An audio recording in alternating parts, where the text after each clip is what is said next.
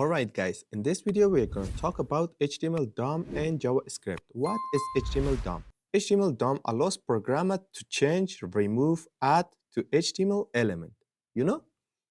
Now let's make an example. I want to make a paragraph. In this paragraph, I want to write this is paragraph. And now I want to access it by JavaScript. If you want to access this paragraph by JavaScript, you can access it by tag name, by ID, by class name, by query selector, by these things. And now I want to access it by ID. For example, let's choose an ID for this demo.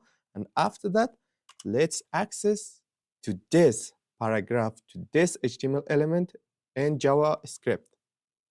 You can access it by this way, document.getElement by ID.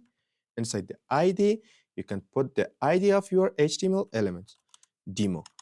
And after that, dot inner HTML equal to, let's change this with inner HTML. We can change the text of this paragraph, And now let's change this text into hello world.